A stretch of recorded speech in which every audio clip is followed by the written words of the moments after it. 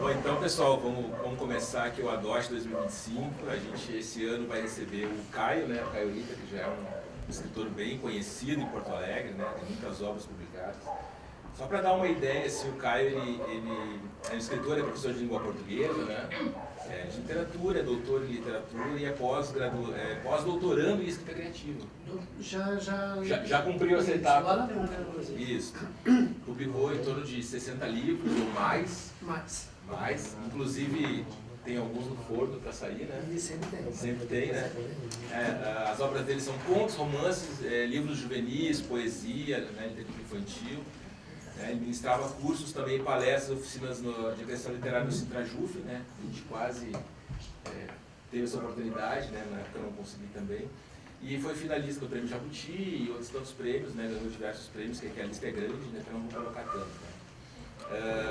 Bom, esse ano a gente então trabalha com duas obras do Caio, né? Que é o Rinocerontes Alados, que é esse livro aqui, tá? Que é um livro muito interessante, são 5 contos bem bacanas, uma pegada da literatura infantil juvenil, né? E o Mundo Todo Quadrado, é isso? Para as três iniciais.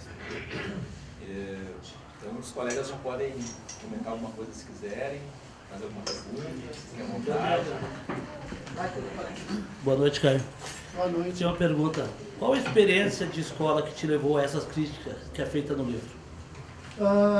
Tu diz no Reino Todo Quadrado. Isso. Na verdade, eu venho de uma escola, eu sou bem mais velho que vocês, então eu venho de uma escola que era uma escola bastante castradora, assim, no sentido de não permitir muitas liberdades, né, à criança, ao jovem e tal. Uma escola que muitas vezes estava muito mais preocupada em repassar informações, em repassar conteúdo, do que em construir pessoas críticas, sensíveis, pessoas que pudessem se posicionar diante das demandas do mundo, né, se posicionar criticamente e fazer as suas escolhas, né. Então a escola ela era muito fechadinha, né. Daí é que veio essa ideia de repente construir essa imagem do quadrado, né, que tudo é certinho, né.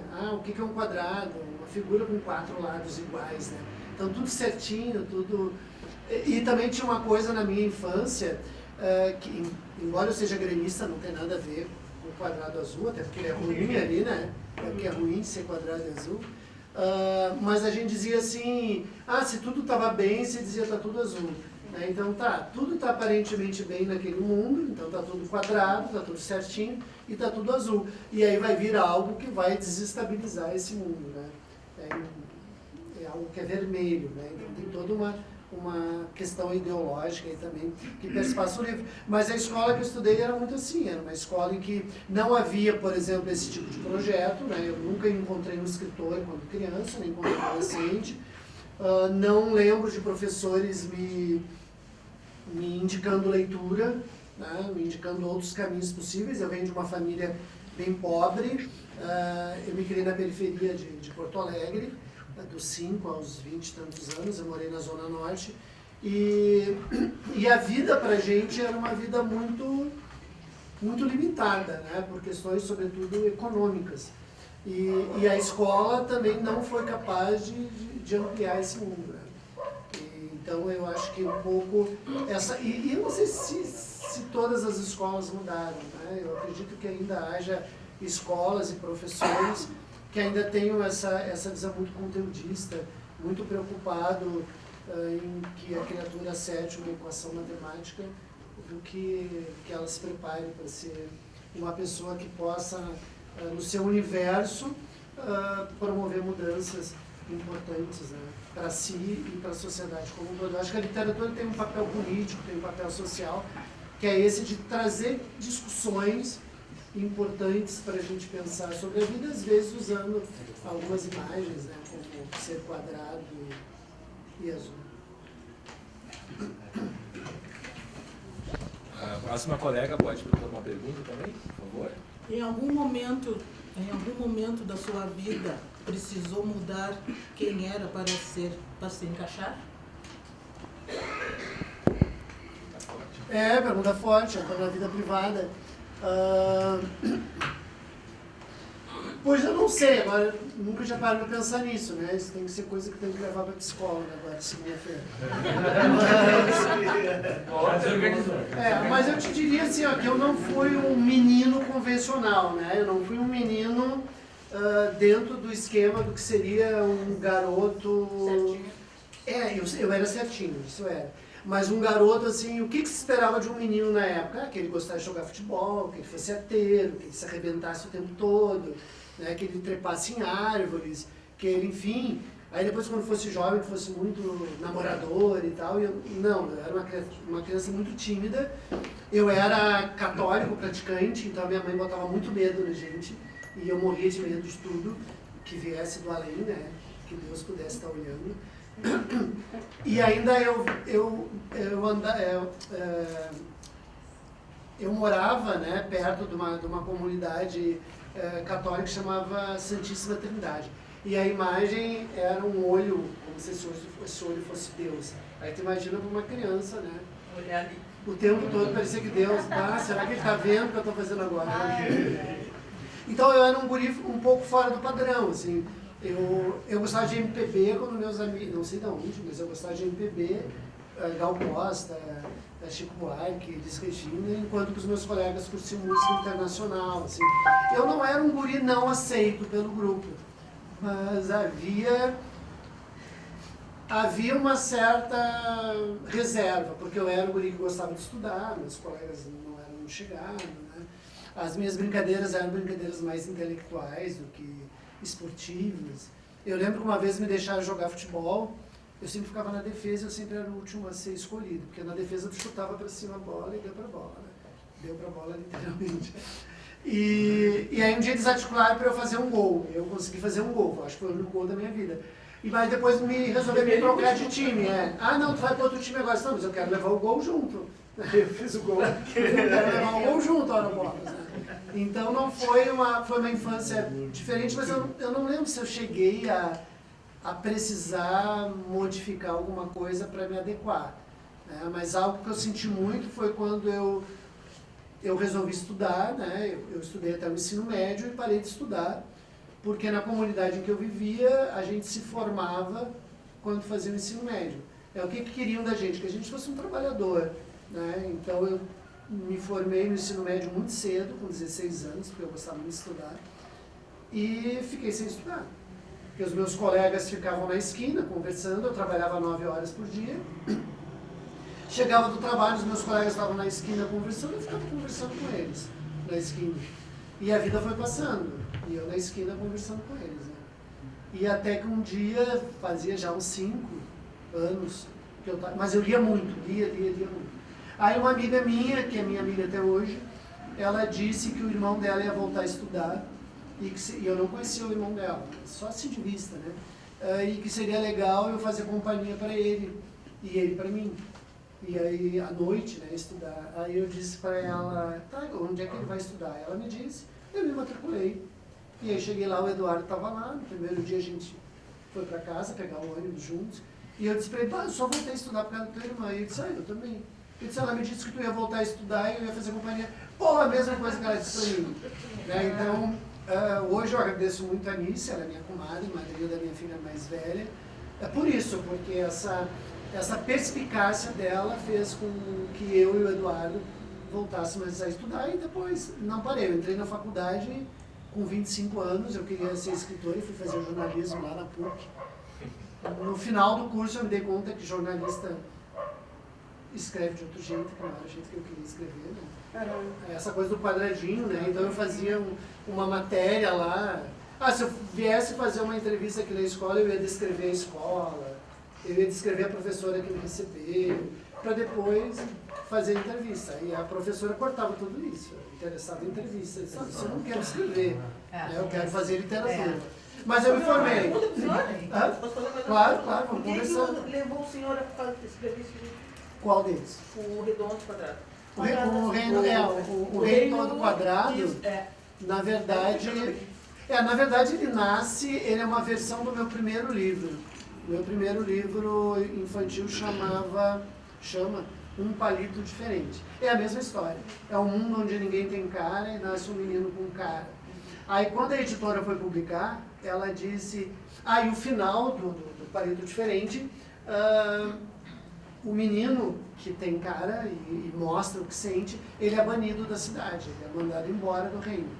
E as crianças, quando a editora leu para as crianças, ela disse, Caio, as crianças ficaram muito tristes porque ele vai embora, mas os pais ficam. Muda esse final. Aí eu disse, tá, não vou mudar o final. Eu faço outro texto então.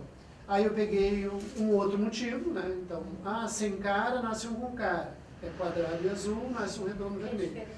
Só que nesse há uma revolução no final, né?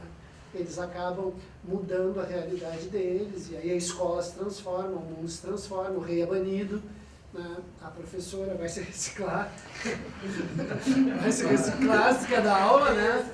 Quer dar aula, vai se reciclar. E aí ele foi publicado, né? Eles chamavam Reino Todo Quadrado e Azul. Aí eu tinha lançado um livro recentemente chamado Atrás da Porta Azul. É para não ter dois azul, um depois do outro. Aí eu mexi no texto. Mas eu quis, na época, trabalhar... No primeiro livro, eu trabalhar a questão do exílio, né? Que na época da ditadura militar, agora há pouco a gente viveu um pouco isso também, de pessoas que se autoexilaram, né? Alguns eram exilados, mandados embora do país, e outros se autoexilaram porque não tinham condições de viver no país naquele momento. Então, o livro nasce disso, do desejo de falar sobre o banimento, né, de pessoas que não se enquadram numa determinada sociedade. Porque a biblioteca não era conhecida pelos outros alunos.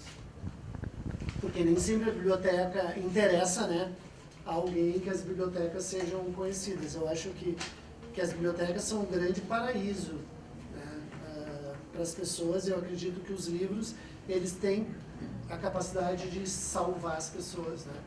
Eu acredito que eu não...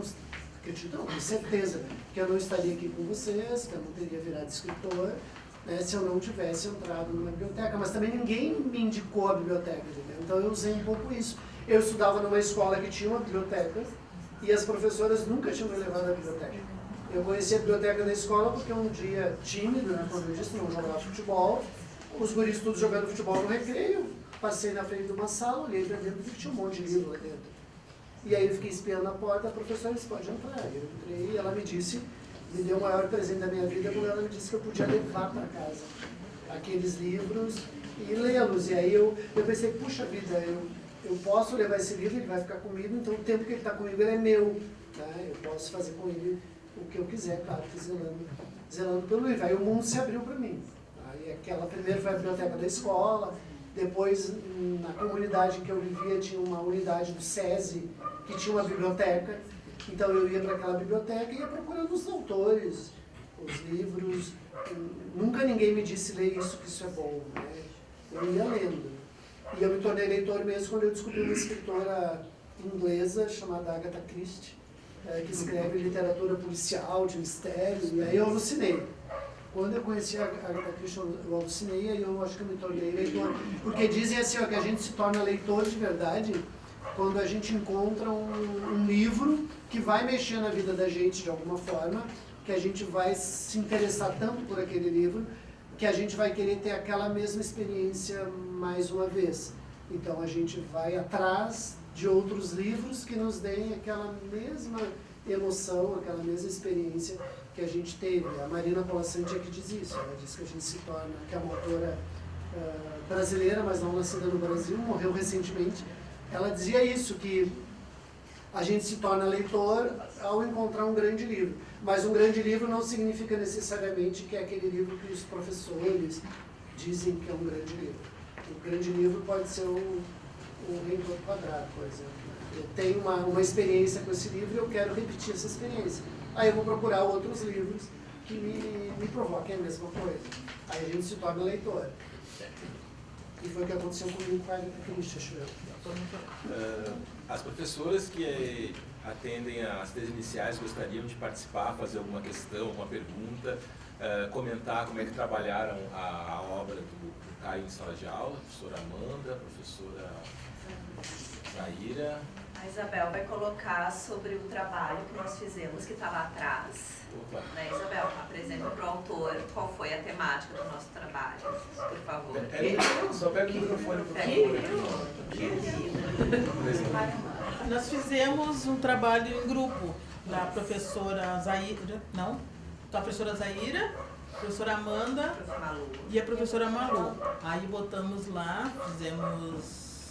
Aí a professora pediu Fran e da Profigap, aí né? pediu para contar um pouco da nossa vida ali, botar ali nos quadradinhos ali, tiramos fotos. Aí a professora deu uma arrumadinha ali e está aí nossa vidinha ali um pouquinho. Qual era o tema central? Era Mostrar, falou lá na sala agora, mostrar as diferenças.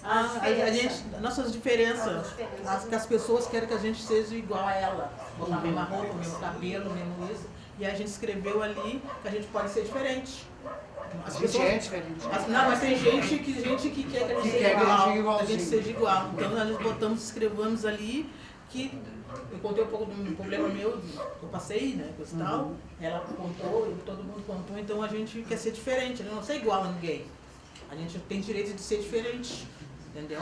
Eu acho assim, não adianta tu tem que usar esse mesmo copo aqui, tu tem que botar teu nome, senão é igual. Né? Ninguém é boneco aqui para ser igual aos outros, né? Então tá lá nosso trabalho lá, que a gente fez com muito carinho, com muito amor. Espero que o senhor goste. Tá legal, já tô gostando.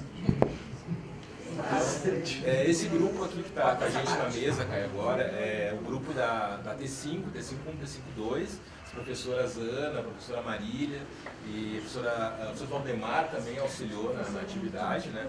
Eles trabalharam com um ponto voo de Ícaro, né? Um ponto bem interessante, bem simbólico, assim, né?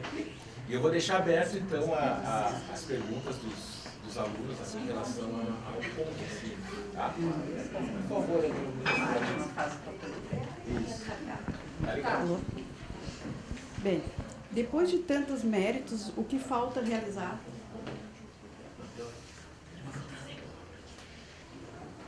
Eu acho que enquanto a gente está vivendo, né, a gente está buscando coisas para fazer, assim. Houve uma época que eu desejava ganhar um prêmio chamado Prêmio Jabuti, mas eu só belisquei ele durante muitos anos e nunca ganhei. Belisquei no sentido, foi finalista, mas não levou o prêmio. Várias vezes. E hoje eu já desopilei disso, sabe? Eu acho que o maior prêmio para quem escreve, de fato, é ser lido, né? As pessoas falarem dos seus textos, o livro circular e tal, acho que isso que importa. Mas o meu desejo maior é poder seguir, quem sabe me aposentar um dia, com um bom salário. Não, isso jamais vai acontecer no Brasil, né? Eu virei funcionário público e achei que eu ia me aposentar com um baita salário e não sabia que a lei tinha mudado. Mas enfim, acho que seguir escrevendo, seguir produzindo, né? Hoje eu já sou avô, então a gente já faz toda essa prospecção em cima do neto, né? Essa coisa de poder amar essa criança sem os erros, né? Que a gente teve ao amar os filhos e tal.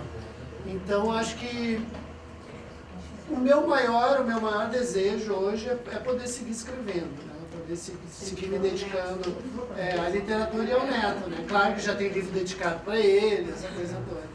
E o senhor gostaria de colocar à venda nas escolas, seu livro, ou só na feira do livro? É que eu não negocio meus livros, né?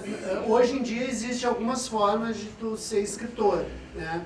Uma delas, a mais profissional, é uma editora investir em ti. Então, tu vai mandar o texto para a editora vai fazer o livro, ela vai ter todo o custo de produção. Né? E existe outra forma que é o próprio autor se financiar, né? Então, tem alguns autores que montam editoras que vão a gente chama autopublicar, publicar a si mesmo, né? E aí esses autores, eles viram o quê? Escritor, editor, vendedor, divulgador, né? Eles viram tudo. O livro não acontece sem eles. E eu nunca quis isso para mim, eu sempre quis ser um escritor profissional no sentido de, olha, alguém acredita que o que eu escrevo é legal, né? É bom. E jamais faço isso, tipo assim, é muito raro eu intervir quando a escola disse, a gente queria comprar os livros de ti.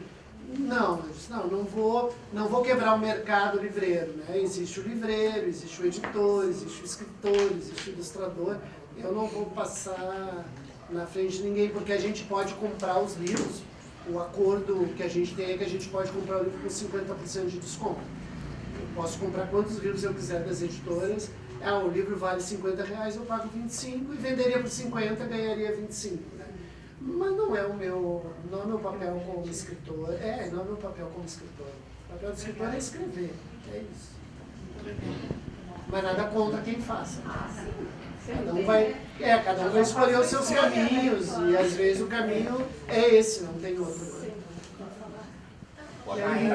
Você conhece algum adolescente que tenha te inspirado a escrever a história Voo de Ícaro? Não, na verdade eu conheço muito adolescente, né? Eu sou professor ainda de adolescentes, né?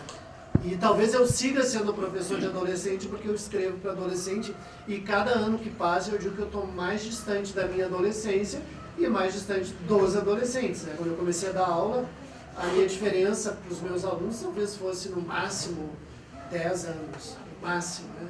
Hoje eu não vou dizer quantos anos são, mas enfim, são muitos, né? E, então eu sigo dando aula, acho que um pouco por isso. Então sempre pega, né? Tem personagens meus que eles são mais clonados numa pessoa. Eu pego aquela pessoa e vou torná-la meu personagem, pegando coisas da vida dela e inventando outras, às vezes até mantendo o mesmo nome. Algumas pessoas sabem disso, outras pessoas não.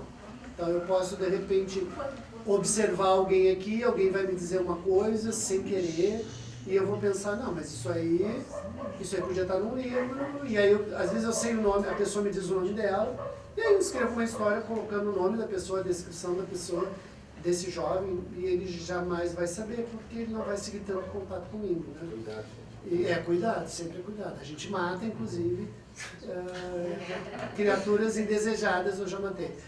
Mas enfim, no livro.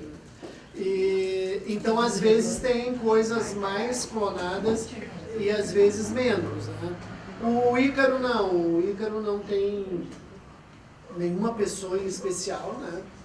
Que tenha gerado o Ícaro. Na verdade, esse conto ele nasceu para um outro livro chamado Os Internautas, então tinha que ter coisa de internet no conto.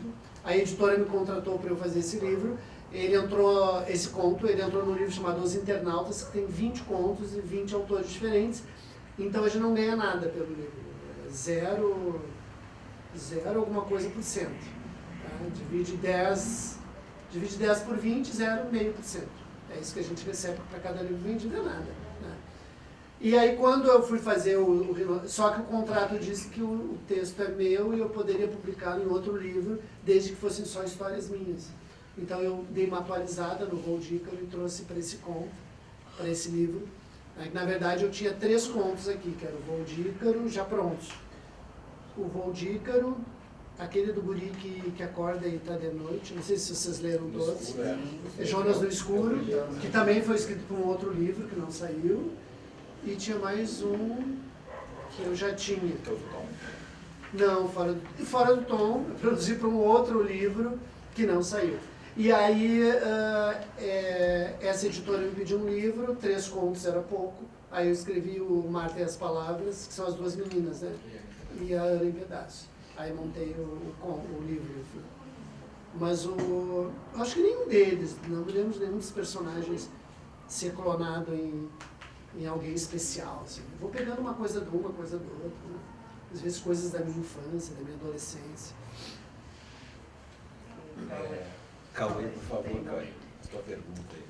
Eu queria saber se o senhor já pensou em mudar o final da história do Voo de Ícaro.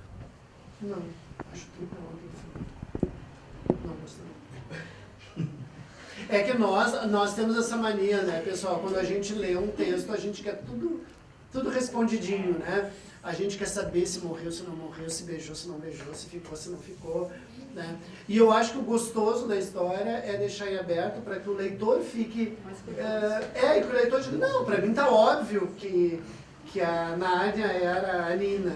Ah, não, para mim tá óbvio que essa mulher é uma outra e tal, né? Eu normalmente boto algumas pistas no texto, né? Algumas pistas do que eu acho que é. Mas eu não costumo dizer para os meus leitores o que eu acho que é, para não matar a imaginação e não matar a leitura que a criatura fez. Né? A criatura fez uma leitura e eu vi, não é isso. Não, se o livro propicia essa leitura, é isso. Ou pode ser isso, né? Então eu gosto de finais mais abertos, mas eu tenho até um, Cauê, que tem um beijinho no final, assim. Ele diz pra ela, eu te amo.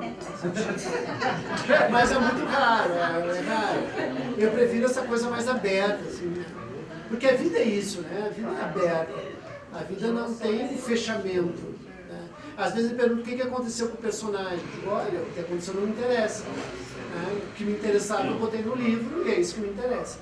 Se te interessar, vai pensar sobre, vai escrever, fica livre para escrever um outro capítulo dizendo se a Nárnia é a Nina. Tu acha que ela é a Nina? Acho que não. Acho que não. Na Quem verdade, é ela, uma então? das atividades que eles fizeram foi criar um final para a história. Por isso que Final fechadinho. Eu queria emendar a pergunta do Cauê aqui e comentar uma coisa. O teu livro aqui, no caso, pelo menos o Ana em Pedaços e nesse ponto agora aqui, tem um final, certo ponto final é feliz. As histórias são, se a gente for analisar pela trajetória do personagem, depois na linha Pedaços eu vou comentar, é uma trajetória meio do improvável que acontece, entre aspas, né? Por que tu optou por esse final aberto e, de certa maneira, um final adocicado? Porque no Ana em Pedaços é um final adocicado. Depois tem umas referências a ti mesmo, que a gente vai conversar. Por que tu optou por isso? Para dar uma amenizada? Porque o rinoceronte já é pesado, então vamos... Né? Mas ele é ao lado, né? É uma leveza, né? Mas é uma contradição também, né? Isso, é um paradoxo. Eu acredito que a literatura, ela precisa também... Eu gosto de muita dor, eu gosto de muito sofrimento, tá? Então é muito comum achar nos meus textos gente sofrendo. Mas eu gosto de pensar que, apesar de todos os sofrimentos que a vida muitas vezes impõe, né? A gente tem momentos de leveza e eu quero acreditar que no final tudo vai dar certo, né? apesar deles aí, né? Mas eu gosto de apresentar para a criança ou para o adolescente uma possibilidade de harmonia final, né? Que é meio um pouco a estrutura do conto de fadas, né? Não tem aquelas desgraceiras todas, mas no final tem uma esperança, né? Que a esperança fique viva. Eu acho que é o que nos mantém vivo, é a esperança, mas não essa esperança de ficar esperando as coisas acontecerem, mas uma esperança que ela seja proativa, que ela te jogue para frente, que ela te obrigue a ir construir, né, essa esperança, ou esse novo mundo, essas novas relações, né? Então, por isso, esses finais abertos, mas, de certa forma, positivos. Sim, né? Tem um momento no voo de Ícaro que parece que tudo vai se tensionando para o pior acontecer, né? Que seria ele ser enganado pela internet, tá, os amigos, tá? Mas no final, para mim, acontece inesperado, ou até, entre aspas, olhando para o mundo agora, o improvável. Se a gente olhar para a realidade de hoje, né, via de regra, seria uma ilusão ele acreditar que seria ela. Por isso que eu comentei essa questão, né? Tu tensiona a narrativa, leva para esse caminho e daqui a pouco, não, a saída é aqui. A saída já é bem diferente. É uma estratégia que tu usa em muitos contos também, fazer isso, tensionar bastante para um lado e fugir pelo outro, escapar da solução pelo outro. Eu não sei se escapar e fugir, mas eu acho que um pouco isso, assim, eu acho que todo autor, ele precisa ter um projeto literário, né? Um projeto ideológico literário. E esse projeto é que vai, de alguma forma, dar uma identidade para esse escritor, né? De tu ler... Por exemplo, tem gente que me diz, eu sou capaz de ler um texto teu que não tem o teu nome e saber que é teu, né? Muito por causa disso, por ter determinados caminhos que o autor vai usando e que vai dando o que a gente chama de marca estilística e tal. Tem autores que optam em não ter isso, né? Então, tu vai ler o livro da criatura, é um livro, tu lê outro, é outro, tu lê outro, é outro. Por exemplo, tem um autor que eu gosto bastante, um norte-americano chamado John Green, que ficou famoso pelo aquele livro A Culpa é das Estrelas, né? Que eu gosto muito do texto dele, acho que ele mergulha na adolescência muito bacana, mas eu arrancaria as 2 últimas páginas de todos os livros dele pra mim. Porque ele faz o fechamentinho, né? Ele fecha tudo. E eu acho que o livro não pode fechar. Eu acho que o John Green ganha, mas é um estilo dele também, né? Mas eu acho que o livro ganha se tu não ler a última página, sabe? Tá, vou parar aqui, não vou para a última página, porque eu acho que lá é isso, ele vai botar os pingos nos i, como é o cinema norte-americano, né? Tudo tem que ficar respondido no final. Isso é um saco. As professoras, então, elas fizeram uma atividade com o pessoal da T5, né, T5-2, que está ali naquele painel. Elas vão dar uma explicadinha, então, pessoal, como é que foi essa atividade, qual era a proposta, professora Ana e professora Maria, por favor. Bom, então, como eu comentei... Então, assim, a gente leu... primeiro que, assim, a gente escolheu esse conto do Ícaro, né? Que a gente achou que é um conto bem dinâmico, bom para trabalhar com adolescentes, porque ele é todo, né, os diálogos ali da internet, ele é rápido de ler, né? Então a gente fez uma leitura geral, assim, com eles na aula, e depois eu fiz exatamente o que tu dissesse que não é para fazer, tipo, eles teriam que criar o final, né? E aí a prof. Marília, ela descobriu, né, um aplicativo, né, Marília, que cria uma conversa de WhatsApp, né? Então tá ali, ó, no painel as conversas. Eu li com eles até aquela parte que ela pergunta assim, a Nárnia, ela volta, né? E ela pergunta, ainda estamos namorando? Aí eu disse pra eles, ainda somos namorados? Aí eu disse pra eles, tá, feche o livro agora e continue a conversa. E aí tá ali o resultado, então, as conversas que eles criaram. E até, para minha surpresa, a maioria foi parecida com o final da história. Assim. É que a gente tudo deu certo. A gente arrumou. Sim, exatamente. Nem todos. Nem todos. Mas a maioria eu acho que é, né? A maioria sempre acredita no amor. Então, eles podiam escolher ser o Ícaro ou ser a Nárnia, né? Tinha essa escolha. Os meninos ficaram muito revoltados com a Nárnia por conta do ghosting. Eles xingaram muito a Nárnia, por sinal. Porque eles não entenderam por que a Nárnia sumiu por tanto tempo e de repente volta falando, né, que estamos namorando. Como assim estamos namorando? Então eles também resolveram fazer um ghost nela, foi. E as meninas o contrário. As meninas, elas escolheram o lado da Nárnia, né, de explicar para ele o que tinha acontecido e eles ficarem juntos, né. Então foi uma experiência muito bacana, assim, eu acho que vocês gostaram, né? De criar o personagem, não sei se tu reparou, mas tem as fotinhos da Nárnia. Porque eu falei, ó, vocês vão pensar naquele personagem. Que horas que ele vai mandar mensagem? Então foi bem bacana. Entra, Paty. Foi bem bacana essa experiência, assim. Vocês gostaram mesmo, meninos, de fazer? E tem a parte também dos desenhos que eles fizeram relacionado a novas comunicações, né? Que temos aqui Facebook, temos o Twitter, temos o Instagram. Como eu sou professora de inglês, né? Aí eu puxei já para minha área. Eu disse para eles também procurarem as palavras em inglês do conto e fazer ilustrações. E aí uma das palavras que eu apresentei para eles foi o ghosting, acho que tu falasse agora, né? O ghosting, que não tá no conto, mas é o que a Nárnia faz, né? Ela faz um ghosting, que é uma palavra bem atual hoje em dia, e é em inglês, claro, ela vira um fantasma, né? Então aí eles fizeram ali as ilustrações. Então foi mais ou menos, foi basicamente isso aí. Queres falar? Então é isso. Esse texto, né, quando ele sai dos internautas e vem pro... Sai não, porque ele permanece nos internautas, né? E vem pra cá, eu me senti obrigado a atualizá-lo, né? Porque as redes sociais estão constantemente evoluindo, né? Mas aí também eu não atualizei demais, né? Eu mantive algumas coisas porque só era possível contar aquela história com aquela tecnologia mais antiga. É mais ou menos o que aconteceu naquele livro Os 13 Porquês, né? Não sei se vocês leram ou viram a série, que eles usam fita cassete, né? E aí o autor diz isso, que ele usou uma tecnologia antiga, porque aí o livro vai ser sempre atual. Tipo assim, está usando uma tecnologia antiga.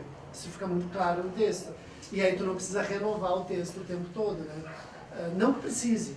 Eu tenho um texto que a coisa se passa no Orkut, e aí quando foi feita uma nova edição, vamos trocar de Orkut para Instagram? Não, deixa o Orkut. Quem quiser pesquisar o que foi o Orkut, e aí tu tem as referências do Instagram, tu consegue estabelecer, né, a relação. Então, eu mantive, né, a maioria das coisas, mas modifiquei também. Mas eu acho um conto legalzinho, eu gosto de ter escrito ainda. Contextualizada aqui, né? O Rinocerontes Alados, então, é o livro de contos do Caio, né? Infanto, juvenil, enfim. São 5 contos e, de certa forma, eles são contos independentes, né? Você pode ler eles de forma separada, né? Mas se você ler todos na sequência, você vai perceber que alguns personagens, eles são citados nas outras histórias, né? O Tom é citado numa história, o Caio R, que é uma pergunta que nós temos para fazer, né, para descobrir, é citado num outro conto, que é no conto do Tom, que é citado no Ana em Pedaços e tal.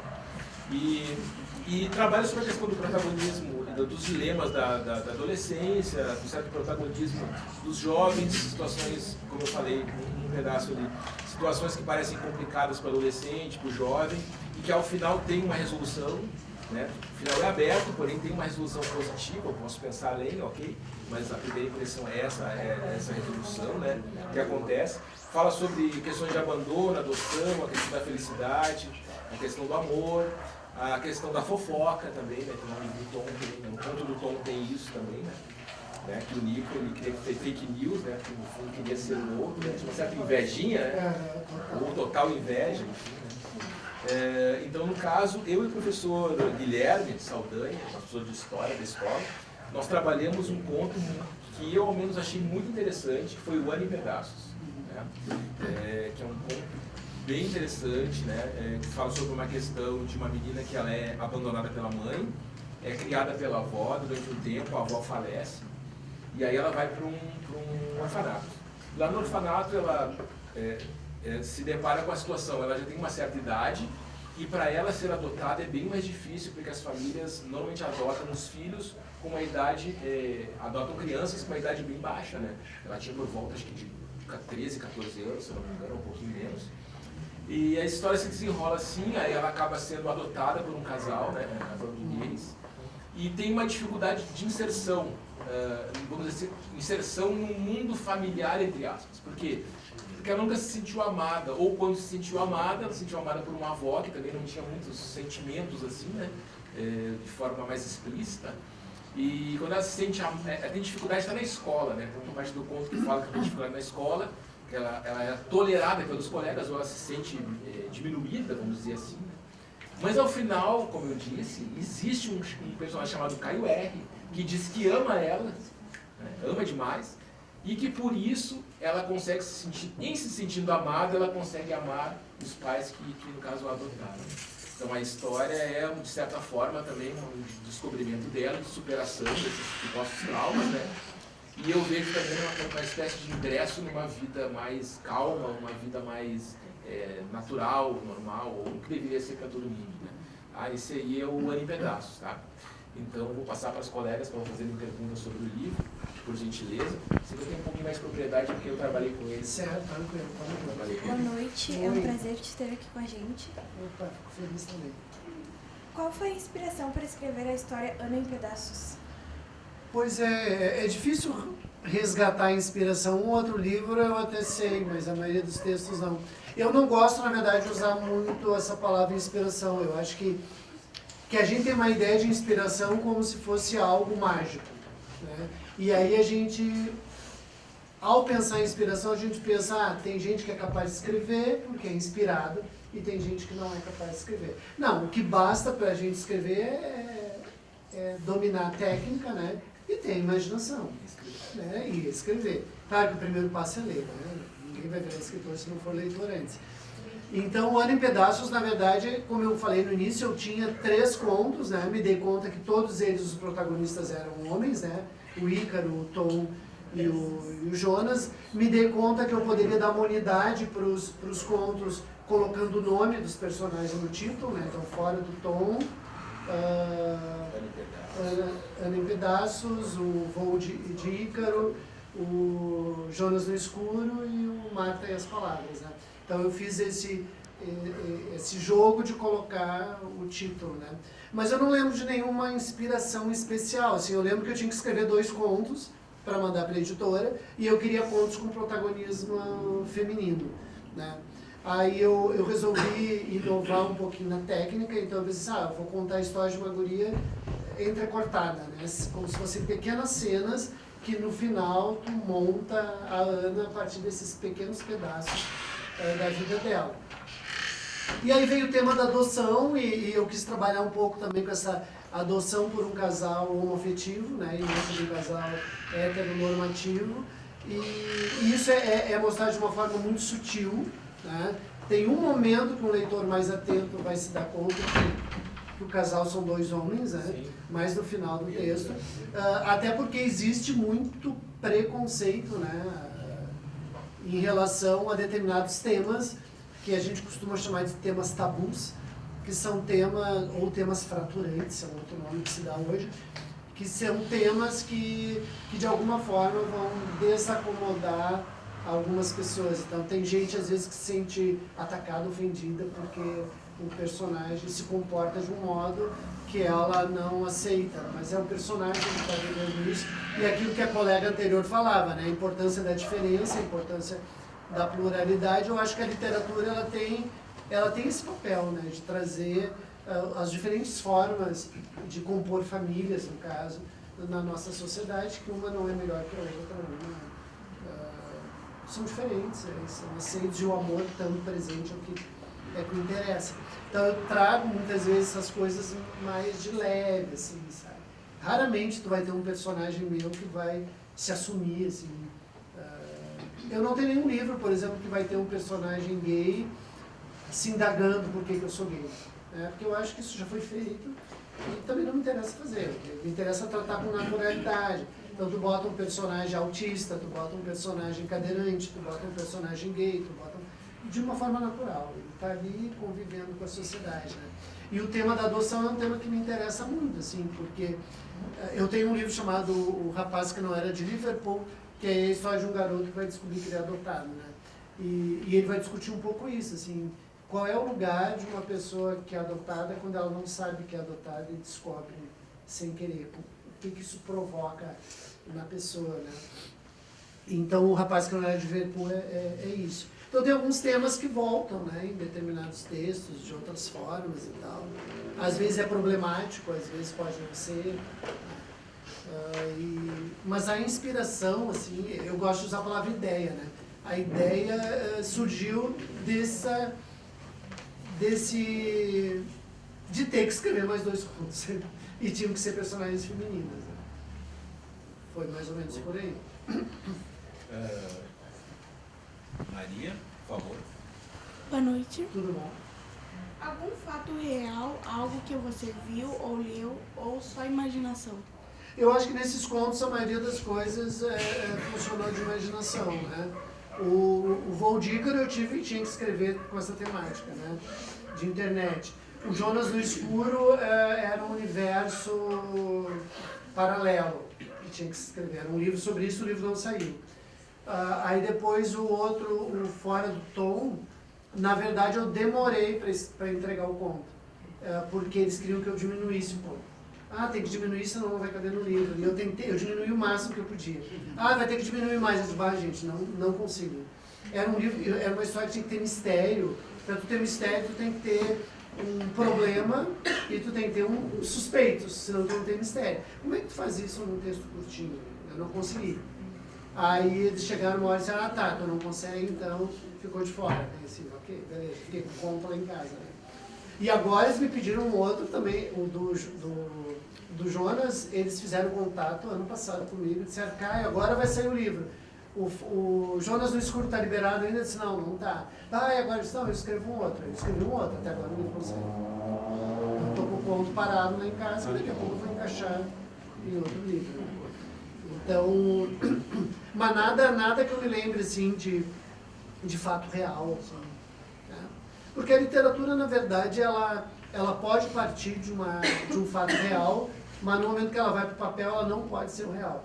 Se ela for o real, ela fica completamente sem graça, impressionante. Só verossímil. É, impressionante. Priscila, por favor. Primeiramente, boa noite. Quero te parabenizar pelo teu trabalho. Valeu. Foi muito interessante trabalhar sobre a história da Ana. No início a gente ficava meio chateado que ela foi abandonada e depois a avó falece, né? E foi indo. Foi muito interessante. E a pergunta que eu quero te fazer é assim, ó, como você escolheu os contos, tu acabou de explicar, né? Uhum. E aqui diz também, por que tu decidiu ter uma história, um final feliz para Ana? E até mesmo precisa, né? a gente começou a questionar assim, e aí, ela casou? Ela ficou com o menino? Ela tinha aceitado os pais, né? Ela disse, te amo, pai. E daí ele ficou tão feliz, né, de ter ouvido aquele te amo, pai, na história. E também gostaria de perguntar quem é o Caio R. Se tem alguma referência, né, com o teu nome ou não. Seria você. Daí, na hora a gente estava estudando, né, conversando com o Soro, ele falou, faça essa pergunta para ele lá no momento, né? E achei bem interessante esse trabalho. Posso lembrar só uma questão? Claro, com certeza. E esse Caio R que está na história, a gente sabe que pode ser uma projeção, né? É um personagem, na verdade. Sim. Né? É um personagem, pode ter o mesmo nome.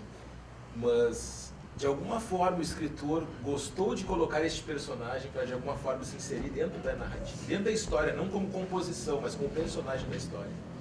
Eu não me lembro quando, mas eu comecei a fazer, de vez em quando, nos meus livros, pequenas homenagens, né? Então, é muito comum ter em livros meus personagens que são homenagens a pessoas que eu conheço. Então, normalmente eu uso o nome da pessoa e, às vezes, eu uso a mesma função da pessoa. Então, por exemplo, normalmente quando tem professores nos meus livros, normalmente eles dão uma disciplina e tem o nome de um professor que dá aquela disciplina, ou que foi meu colega de trabalho, ou que foi meu professor, né? Então é muito comum, né, eu fazer isso. Por exemplo, uma vez uma amiga minha, que é professora de matemática, ela é minha comadre, inclusive, ela disse que todos os livros juvenis que ela tinha lido, que tinha professor de matemática, era sempre um desgraçado, era sempre a pior pessoa, enfim.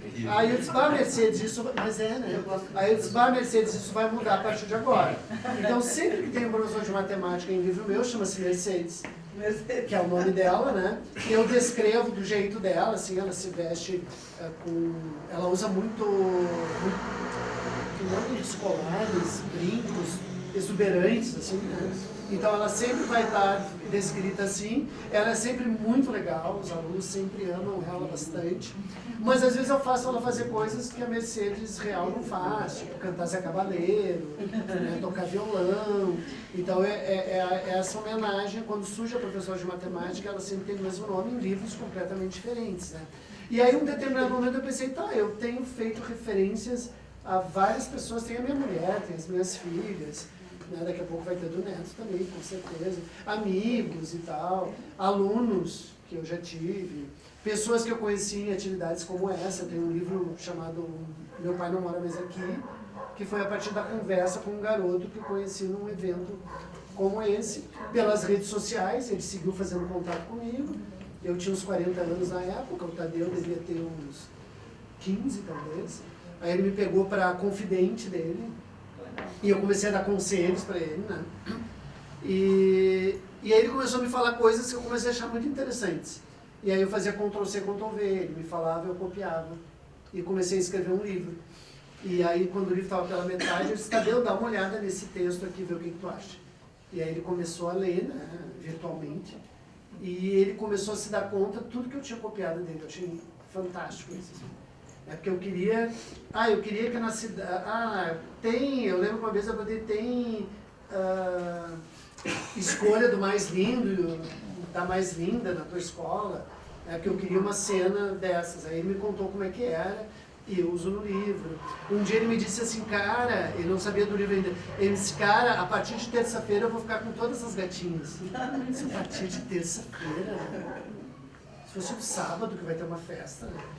Eu disse, por que, Tadeu?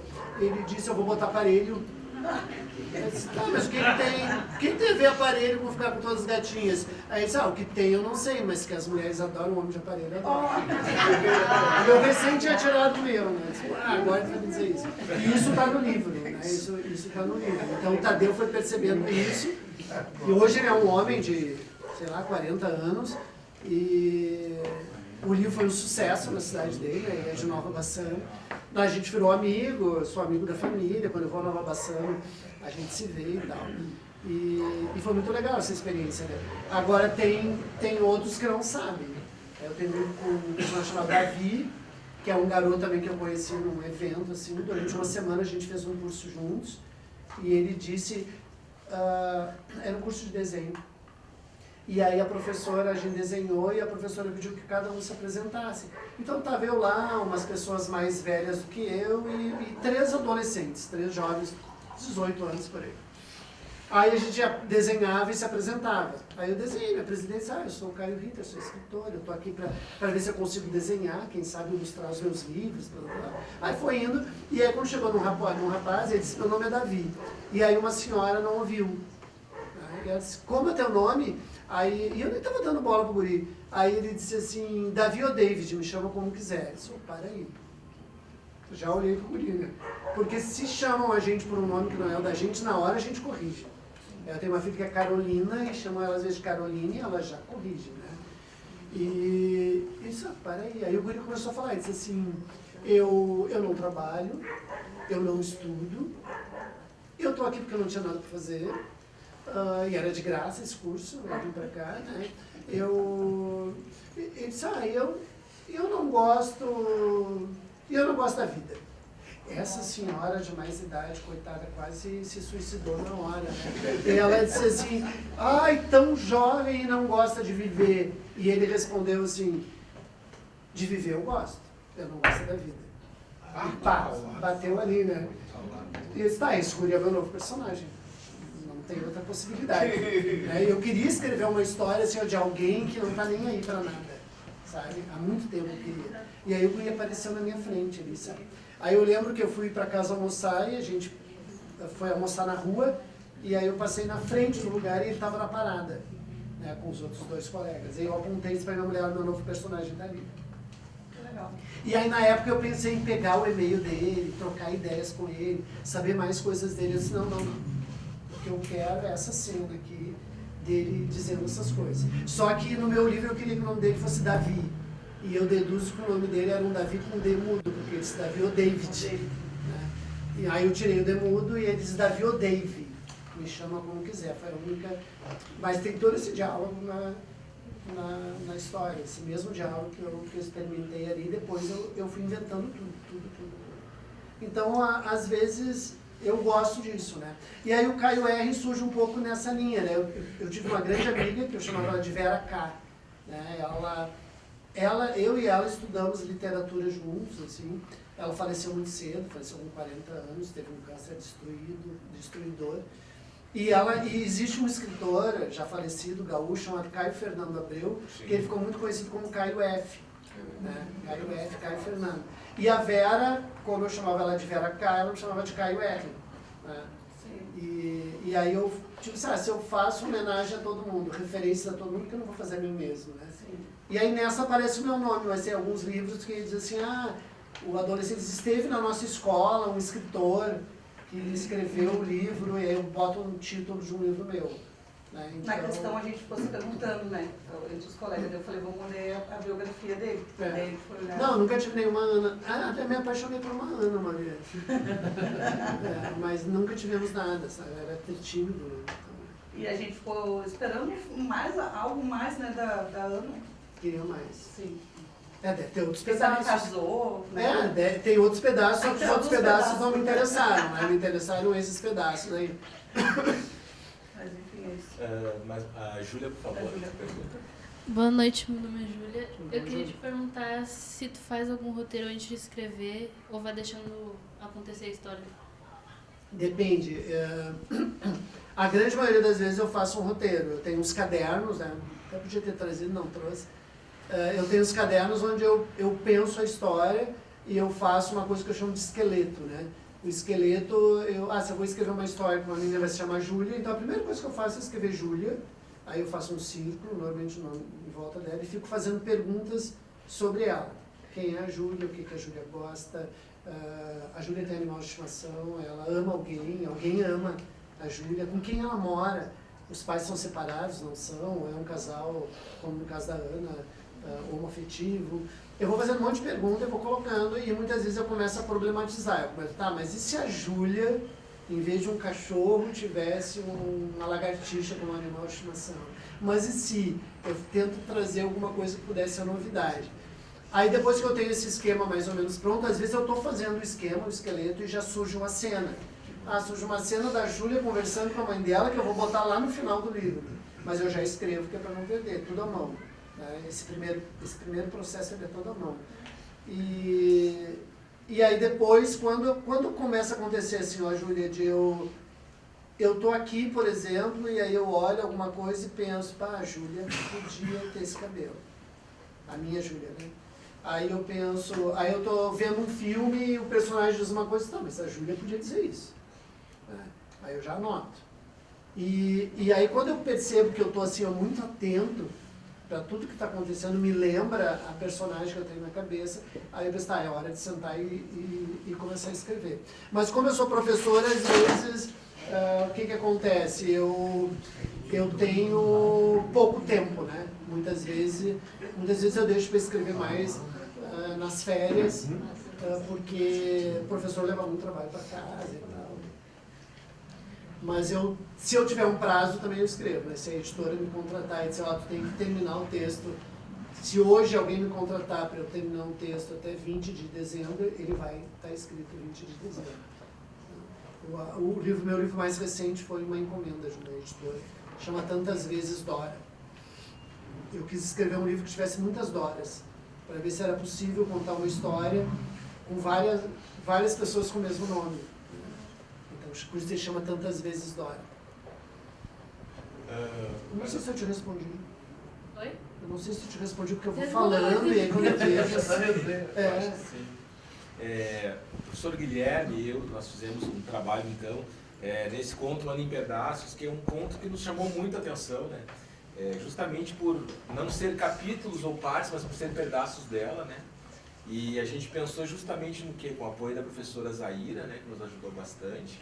Acabou de sair. É a nossa artista da escola, né? Nós montamos aquela imagem da personagem, da Ana, no caso. Ela é todo um quebra-cabeça. E em cada parte desse quebra-cabeça representa uma das partes dela, ou um dos capítulos da vida dela, né, até chegar no momento lá no final em que tem os pais dela, né, tem o Caio R, enfim, chega na parte da cabeça. Então a gente fez toda uma construção da parte de baixo, no momento do abandono pela mãe, né, que não fica bem explicado, nem precisa ficar explicado, mas enfim. E a parte da avó, né, que era catadora, e depois na sequência em que ela vai para o orfanato, e vai acontecendo a história até chegar no topo, que é a adoção, e a parte da aceitação do amor dos pais por ela, né? Que o amor para ela parecia na história uma coisa muito inacessível, mas via Caio R se tornou acessível e aos pais. Eu gostaria então que o professor Guilherme comentasse mais alguma coisa sobre o trabalho. A gente gostaria de agradecer mais uma vez a tua presença aqui, né? E dizer que a gente teve muito apoio assim, da professora Zaira, que ela é uma artista da escola, é professora de artes, e ela montou esse material, assim, nós trabalhamos com os alunos da T6, esse material. Professor Guilherme, por favor. Boa noite, tudo bem, Caio? Professor Guilherme, de Uruguaiana. De Uruguaiana. Uruguaiana. Espero que um dia eu seja um personagem, então. Já se convidando. Só de que mesmo história? De história. A gente gosta de contar história. Se aparecer um Guilherme, professor de história, cabeludo, barbudo. Não é muito difícil de arranjar um professor de história. Né? Barbudo e cabeludo. Bom, primeiro eu queria agradecer, assim, por tua presença, né? Eu tenho um irmão escritor, cara. E assim, eu costumo falar pra minha mãe, né? Mãe, a gente tem um escritor na família. Então, tipo, por mais 200 problemas que às vezes a gente tem, assim, é massa ter um escritor, um cara que cria histórias, né? O meu irmão é poeta. Então, eu, na verdade, estou muito emocionado, assim, ter a tua presença aqui, porque é uma baita profissão, sei lá se dá para chamar um escritor de profissão, né? Então, primeiro, parabéns, te agradecer. E eu acho que eu queria que tu talvez desse um recado para a gurizada, que muitos escrevem, ou muitos têm dificuldade de escrever, muitos estão aprendendo a ler aqui na EJA, a gente trabalha com todas as totalidades, né? Porque eu, por exemplo, tenho muitas vezes vergonha de expor o que eu escrevo, né? Eu acho que talvez todo mundo passe por isso, assim. E eu acho que talvez tu tenha passado por isso, algum momento na vida.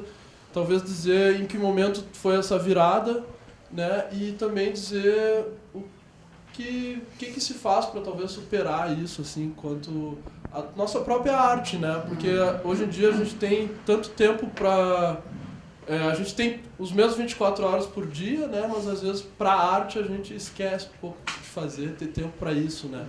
Aqui na escola a gente tem alguns projetos, como os Sons do Morro, que trabalha com música, né? A gente tem projeto de xadrez, a gente tenta estimular isso aqui entre os alunos. Então, eu gostaria que tu falasse um pouco sobre o que tu sugere para quem gostaria de escrever, de expor, de publicar, né? E como superar, talvez, esse medo nosso em relação à nossa, né, vergonha, né?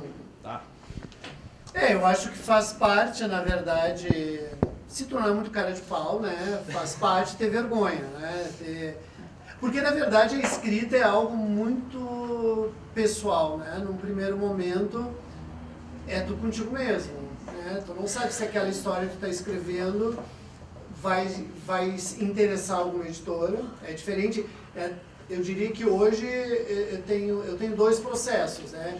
O escrever porque eu quero escrever, isso eu não sei se vai ser publicado, e escrever porque alguma editora me contrata para escrever, né? Que aí dá uma profissionalizada ao ato de escrita. Tem amigos meus que escrevem que dizem, eu não conseguiria, eu gosto de escrever de forma livre. Eu acho maior alegria quando alguém me diz, eu quero um texto assim, né? Às vezes é muito leve, por exemplo, tantas vezes Dória era assim, eu tinha que escolher um clássico da literatura, qualquer um, e eu tinha que pegar o tema do clássico e ver esse tema na atualidade sem precisar referir o clássico, né? Não era uma adaptação, né? Aí eu escolhi um dos livros, para mim, eu acho mais fantásticos, que é o Retrato de Dorian Gray, e comecei a pensar quais seriam as temáticas, né, do Dorian Gray hoje. E aí me dei conta disso, assim, porque o Dorian Gray é preocupado com a juventude, né, com a eterna juventude e tal. Mas esses elementos estão aí hoje, são os filtros na internet, as demonizações faciais, o botox, essas coisas todas aí. Aí eu trago isso para o livro, né? Só que aí veio essa ideia, eu quero gerações de mulheres com o mesmo nome. Agora o Agnaldo Silva usou isso na novela das 9, né? Tem a Graça 1, a Graça 2, a Graça 3. São 3 graças, né? Mas as minhas Doras, na verdade, tem a avó e tem a neta, e tem uma tia, que são Dora, e aí tem uma colega de aula que é Dora e tal. Então, esse lance inicial, primeiro, ele é de fato a gente com a gente mesmo, né?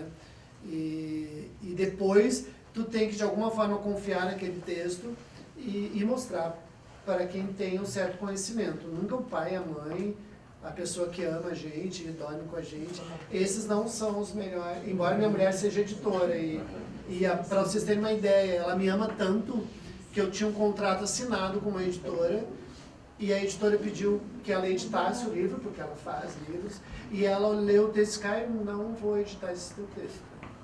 Eu não gostei, não tem nada a ver contigo. Eu disse, não, mas eu gostei do texto, eu escrevi o texto. Mas eu não gostei e tal. Aí ela vetou meu texto. Que mulher boa essa, né? Mas de repente fez um bem pra mim, sei lá.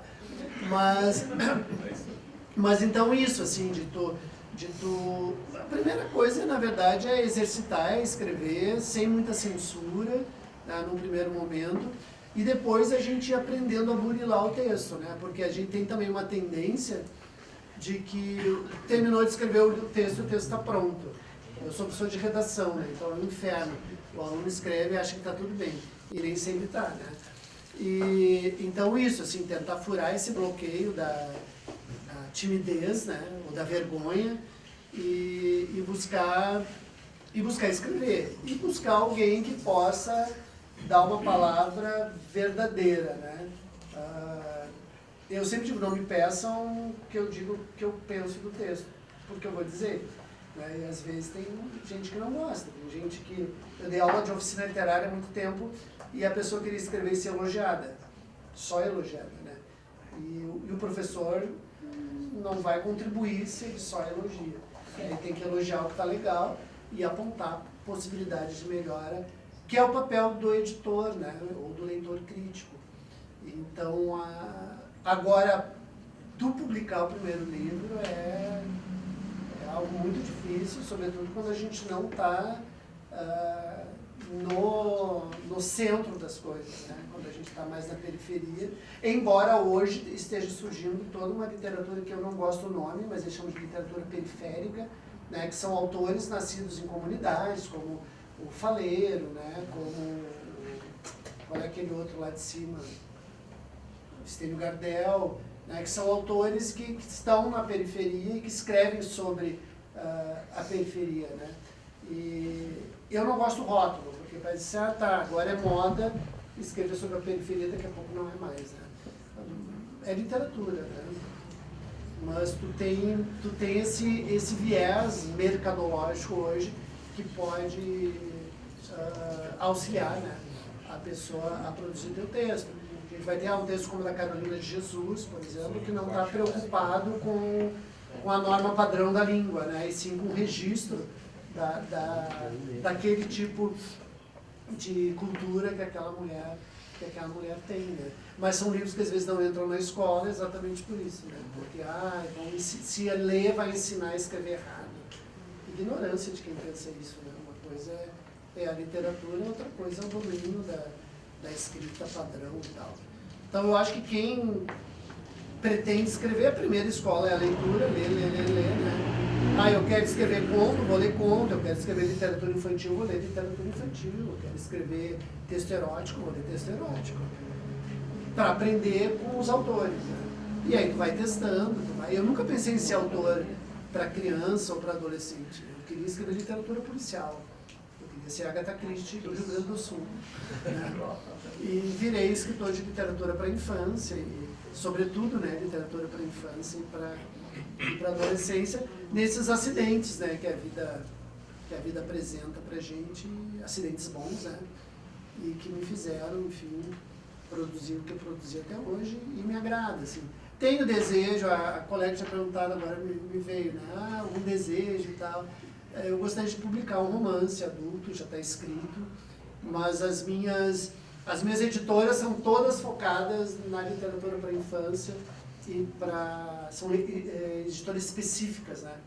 Eu não tenho uma editora que publique juvenil, infantil e adulto, né?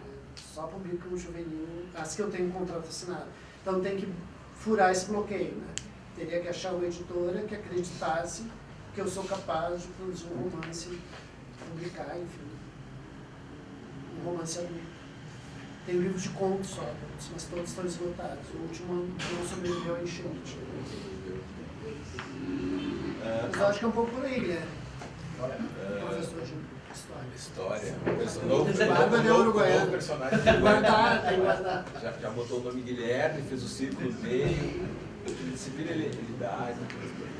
Bueno, eu tenho uma última pergunta. Alguém tem mais alguma pergunta, pessoal? Zazá, por favor, quer perguntar? Não, na verdade, não quero perguntar nada. Eu só queria falar sobre o trabalho da estagiária que ela fez com os alunos. E eu fiquei até meio... Ela fez até um bingo, né, sobre a história do Pardal. Né? E eu queria que ela falasse um pouco sobre isso. Eu queria que ela falasse. Porque ela falou muito bem, eu fiquei inclusive emocionada, porque eles estão aprendendo a ler e escrever. Sabe? Então aquilo foi emocionante para mim ver ela passando a informação para eles, eles se sentindo quadrado, e se sentindo redondo e falando das experiências deles. Sabe? Vem aqui, meu amor. Vem aqui. Boa noite. Eu me chamo Franciele, sou estagiária de pedagogia pela PUC. E eu fui te conhecer e conhecer a tua história através do Adote, aqui pela escola. E eu achei legal o enredo do livro, né? E pensei como é que eu vou abordar a história com a totalidade 1, iniciantes de alfabetização. E aí, pensando e conversando em conjunto com a prof. Maluca, a prof. da turma, a gente pensou, vamos fazer uma hora do conto. E aí eu trouxe uma exposição de imagens do teu livro, a tua história, tua carreira e a tua imagem. Ali a gente fez uma hora do conto bem ilustrativa. Depois, o próximo passo para concretizar, a gente teve uma conversa com eles sobre quando eles se sentiram num quadrado azul e quando eles se sentiram um redondo vermelho na vida. E muitos trouxeram que foi quando eles não puderam estudar no tempo certo. E dali a gente começou a trabalhar algumas palavras que remetessem para eles a importância disso, de ter voltado para a escola agora, de estar aprendendo. E foi bem gratificante, assim, que daí a gente tirou as palavras do livro e dali a gente fez bingo, a gente fez histórias e a gente utilizou, da tua história, a gente fez todo um enredo. E que eles conseguiram concretizar e verem o que realmente estava dentro do reino. A pergunta é, todo mundo gosta de saber, né? Quais são os próximos projetos, né? O que tem lá engavetado para sair esse ano, para sair ano que vem, né? Não deve ser um nem dois, porque eu produzo bastante, né? A gente sabe disso, né? São muito mais de 60 livros, né? Então, só para tu nos contar quais são os próximos do ano que vem, as promessas, os pedidos, as demandas, vamos dizer assim. Não... Deixa eu tentar pensar se tem alguma coisa... Na verdade, na época da pandemia, né, a gente ficou trancado dentro de casa e eu vinha com a ideia de reunir um grupo de escritores para a gente trocar ideias, né? E a pandemia ajudou nisso.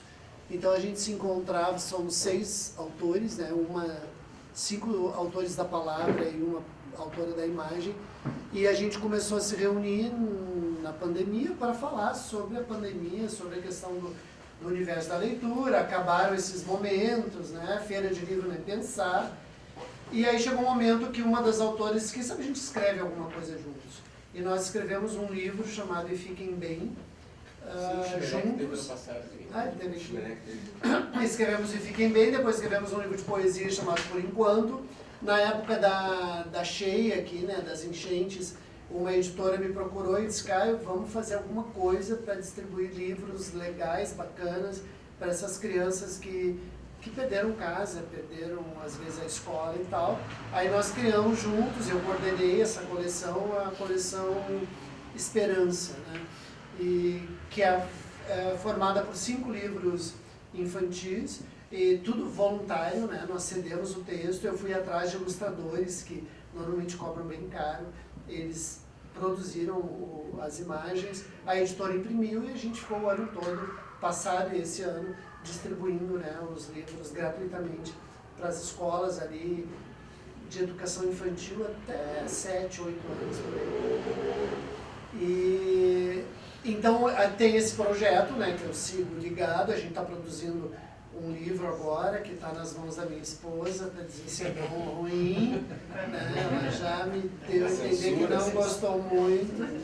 E então a gente tem esse projeto com esse grupo e tem meus projetos individuais, né? Eu ainda estou de luto, na verdade, porque lembra que eu falei que eu tenho uns cadernos, né? Desde 2000. Esses cadernos, eu fico escrevendo neles e crio algum poema, elaboro algum livro, faço alguma reflexão sobre a vida. De repente pode ser que eu chegue em casa hoje que resolvo escrever alguma coisa sobre o que aconteceu aqui. De repente eu vou anotar lá, professor de história, Guilherme, cabeludo, barbudo, de uruguaiano, alguma coisa assim, para não perder, né? Hoje eu uso o celular também, né? Estou andando na rua, vem uma ideia, eu a registro no celular, porque às vezes eu chego em casa e lembro, eu tive uma ideia, qual era a ideia? né? Então hoje eu registro, mando um WhatsApp para mim mesmo. E que é uma forma de não perder a ideia, sobretudo quando é um poema e tem ritmo, tem rima, né? E tal. Então, eu estou de luto porque eu estava escrevendo o caderno 15, eu fui a São Paulo para... Houve em 2005 uma premiação aqui no Brasil, de uma editora espanhola, e eu fui o primeiro autor a ganhar esse prêmio, né? Eu sou o primeiro brasileiro a ganhar esse prêmio, o prêmio já fez 20 anos, e eles chamaram os autores para uma homenagem, e eu fui com o meu caderno, né? E aí quando eu cheguei no hotel, normalmente eu chego no hotel, e aí me atirei na cama, escrevi alguma coisa no hotel. Eu lembro que eu escrevi dizendo, estive na cerimônia, blá blá blá blá. Aí começou uma barulheira na rua, e aí eu abri a janela e vi que era um bar que tinha embaixo. E aí eu fechei a janela e liguei o ar-condicionado. O ar vai atrapalhar o barulho. Não atrapalhou o barulho, seguiu barulhento. Eu desci e pedi para trocar de quarto. E aí eles me trocaram de quarto, eu voltei e deduzo que deixei o caderno em cima da cama, porque eu nunca mais vi o caderno. O hotel disse que eu não deixei o caderno lá, eu fiz contato por e-mail, fiz contato por WhatsApp, não acharam e tal. Mas eu deixei lá, não tem outro lugar, né? E eu fico pensando, quem pegou esse caderno? Não tem segredo, porque não tem chave, né? Minha mulher diz às vezes, eu não quero ler isso. Não, pode ler que não vai ter nenhum segredo. Segredo já não escreve, não grava no WhatsApp, nem conta pra ninguém. Senão deixa de ser segredo, né? Só a Regina Duarte que escreveu que tinha trocado os filhos naquela novela no diário. Mas era a Regina Duarte, então tranquilo, né? Mas é aquela história, né, que aí quando a gente está escrevendo, a gente tem que dar um jeito de fazer a revelação final, né? E aí o Manuel Carlos, que era o autor, optou que ela ia escrever no diário e ia deixar o diário no sofá, né? Pelo amor de Deus. Mas enfim. E esse caderno nunca mais voltou, e nesse caderno tinha um planejamento do meu próximo livro juvenil. Eu quero escrever uma história de uma mãe depressiva, né? E estava tudo pronto, estava tudo esquematizado, já tinha cenas escritas, né? Quando essa mãe sai do quarto e tal, numa noite de Natal. E eu perdi tudo. E eu sempre acho que eu não sou capaz de escrever como eu tinha escrito lá no caderno. Então, embora eu tenha a ideia na minha cabeça, eu não consigo ainda, pode ser que daqui a pouco eu consiga, já tentei escrever de novo, esse texto. Então é um texto que está na minha cabeça, né? Pode ser que seja o plano futuro de dar conta, e às vezes acontece isso, assim, às vezes acontece de tu não ter um plano de escrever um texto e uma editora te contratar, ou bem isso, tu tá andando na rua, né, e vê um professor de história chamado aí tu acaba que tem um irmão que é escritor. E aí ele vai dizer pra mãe dele, nossa mãe, que maravilha, mano, eu conheci um cara que nem tudo já deu certo, também, deu tudo certo, ele é feliz. Então às vezes acontece isso, assim, mas no momento eu acho que não tem. Tem um livro que eu comecei a escrever, tem um título, inclusive, chama O Silêncio dos Outros, que se passa numa comunidade como essa de vocês. Eu tenho todo planejado, mas eu escrevi 30 e poucas páginas e parei, não consigo ir adiante. Às vezes eu releio, mas tá legal isso aqui, vou seguir escrevendo. Mas aí tem que corrigir redação, aí tem que fazer não sei o quê. Então, no momento, não tem nada, assim, que eu lembre, assim, de planejamento mais racional, né? Eu ainda acredito que um dia eu vou receber um WhatsApp dizendo, localizamos o seu caderno, tem o meu celular, tem o meu nome, eu não entendo por que não devolve. Uma sugestão de história bacana seria uma pessoa que perde um caderno dentro de um hotel de capa verde, né?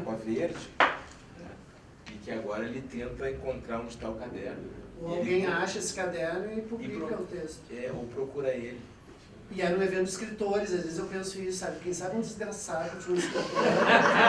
Às vezes eu penso, eu saí do quarto, tipo assim, eu saí do quarto e entrou um outro escritor, naquele momento no quarto se depara com o caderno, olha, mas tem aqui um planejamento de um livro. Olha só, professor de história de Uruguaiana que tava lá, ocupa o quarto, acha o caderno, tava no samba lá embaixo. Tipo, devolvo, não devolvo. devolvo. Ah, não vou devolver essa porcaria. Às vezes eu imagino assim, a pessoa também achando aquilo, pensando, ah, isso aqui é porcaria. Caio, de repente ele roubou o caderno para levar pro irmão. Que virou escritor. O cara quer deixar de ser poeta e quer ser escritor, né? E um amigo meu disse assim, começa esse era o caderno 15, ele disse, começa o caderno 16 que aí o 15 aparece. Eu comecei 16. Eu estive no Uruguai, aí liguei, né? Mas disse, não, mas do Uruguai ele veio porque eu me lembro que eu escrevi sobre a noite, sabe? Só se foi mal. O caderno está em Uruguaiana. E eu nunca pensei que eu seria capaz de perder, sabe? Eu botava o celular ali mais como... Mas não dá, né, chorar sobre ele, adiante. Então, assim, a gente queria agradecer então, a presença do Caio no ADOT 2025, né? Um reino todo quadrado, né, que foi trabalhado pelas três iniciais, né, T1, T2 e T3. E Rinocerontes Alados, né, que é um livro de contos, 5 contos, super interessante. Né, trabalhado com as três finais, né, T4, T5 e T6, e te agradecer mais ou menos a tua presença, a disponibilidade, né, faz um tempo que a gente não se falava, assim, mais pelas redes, né, e a professora Carla quer dar um último recado aqui. Na verdade é só para finalizar, também queria agradecer ao grupo todo. Esse negócio ficou tem que falar, professor, não adianta. Agradecer mesmo, Caio, né, o momento, eu acredito muito na pluralidade desse momento, nas trocas que fazemos, né? E foi exatamente como pensamos, né? A gente sempre... nós temos uma régua muito alta aqui nos nossos ADOTs, né? Então a gente... Agora, calma, assim, é difícil, né? Mas, enfim, supera as minhas expectativas, viu, Caio? Eu sou... E assim, queria agradecer ao grupo que trabalhou em cima das obras.